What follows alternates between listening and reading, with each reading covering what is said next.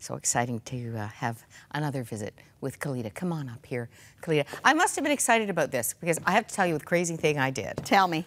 Well, I got up in the dark, got all ready, came down, turned the kitchen light on, and thought, oh, do I need any breakfast? I don't think so. It was 2:37 a.m. Okay. Oh, my. It's only one of the crazy things I've done in the last week or so. Well, it's good to know that neither of us have had good sleep.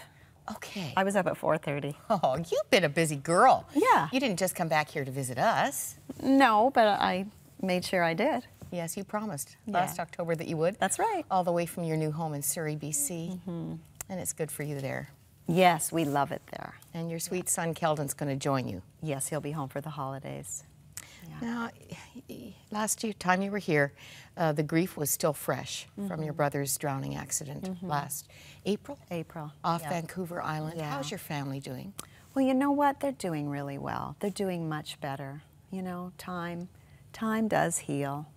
And the hard part will be for his kids this Christmas, for sure. 2 children. Yeah.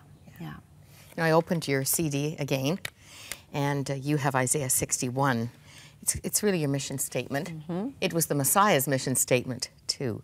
He has sent me to bind up the brokenhearted, to proclaim freedom for the captives, and release from darkness for the prisoners, to comfort all who mourn.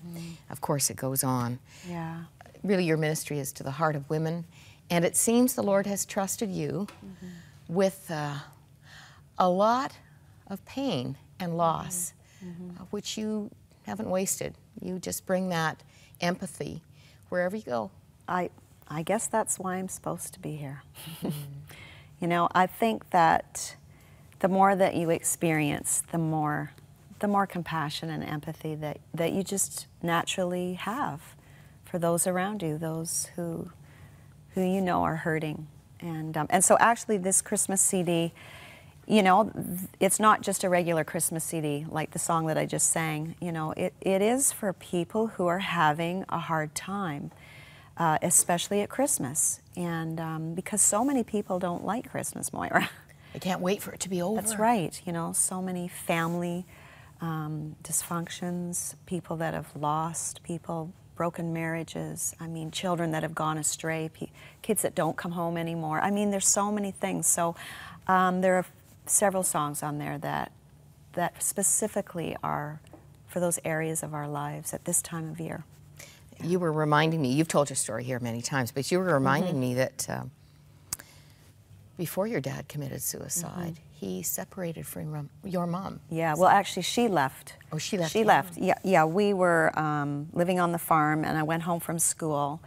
And, well, one night my mom said, when you go to school tomorrow, bring all of your books home. So I took everything home, and she said, and make sure your sisters too. And so I came home, and there was the car loaded to the hilt with all of our just personal belongings. And so my sister and myself and my brother Bill, we got into the car, and she had a townhouse waiting for us in Calgary. The getaway. It was, I call it the Great Escape. Yeah, and it was 6 months after that my father took his life. But my mother she was involved in an affair and dealing with my father, who was a closet alcoholic and suffering from depression and suicidal. So. And your sister died, what, 9 years ago? 9 years ago, yeah. It's just such a pile of potential. It is a pile. I mean, I can't. And that's not all of it. No, it's not. But you know what? I mean, you have to live your life, right? You have to live. And I feel privileged and honored that I can share my life and my pain and give people hope. And you're not faking it. You were honest last visit in saying that you were taking some downtime. Oh, yeah. With taking care of your 88-year-old mother-in-law and just being there for your family. Because this loss kind of really did hit you hard. Yeah, it did. It brought back everything. It brought back a lot of things. But you know what? I would say since I was here over the last couple of months, taking care of myself, you know, physically, mentally, emotionally, spiritually, it's been great. And I am feeling very strong, and I'm feeling good. Yeah. You're a good example for us. I hear you and Deborah Clausen, and was it Yes. woman. Laura Chadwick Porter. Rocked the house here Oh, at Burlington Arts Center. We had a great time. It was really nice to sing with other women for a change. Fantastic. Yeah. Well, you know, just knowing you were coming and just thinking about those hard Christmases, I wanted to show you some really ancient words. Okay. And you at home too. January 12th, 1992, I got the call that my mother had died. We had spent Christmas at her home for the first time in years. We'd had a great time. And this was unfathomable. She was 60. I talked to her on the phone the week before. So young. Yeah, there was no warning, no context for this. It was almost midnight.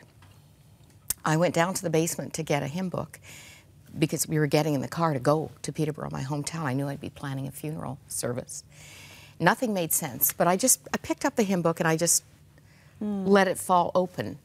And here are the words that my eyes fell to. I'm pretty sure you will only find this verse in the Presbyterian hymn book, God bless you. Be still, my soul, when dearest friends depart, and all is darkened in the vale of tears.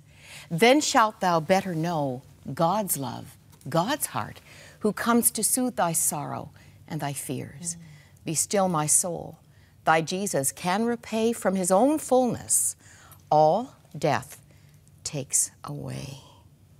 That's what you're saying. It's your experience. Kelita, I think that's the Christmas I hung this on the tree. Merry Christmas, Christmas from heaven. I'm not sure if you can read the words in the, it says, I love you all dearly. Now don't shed a tear. I'm spending my Christmas with Jesus this year. And I know many of you have loved ones who are having the best Christmas. That's right. Ever. Yeah. And the promise is that God will fill that empty space. He is the comforter. He is the great comforter, and he does fill the space. Well, Kelita, thank you so much. I want you to have an opportunity to tell us about the significance of this song. You've written many of these songs. I've written There's some I've written traditional ones here, oh yeah, too. Sure. But well, this next song is, you know, speaking of loved ones that have passed on or perhaps aren't unable to be in our lives anymore for whatever reason that might be, that there's something very meaningful and special about Christmas because people can live on in our hearts. And I think this song is, it's okay to mourn, it's okay to grieve this time of year and the losses and that heartache. And so this one, I'm sure different people who hear it will interpret it for themselves. Beautiful. Can't wait to hear this. I'll let you go off there, and I'm going to ask to bring up the eStore page because Heavenly Night is as quick as a call or a click. How do you like that?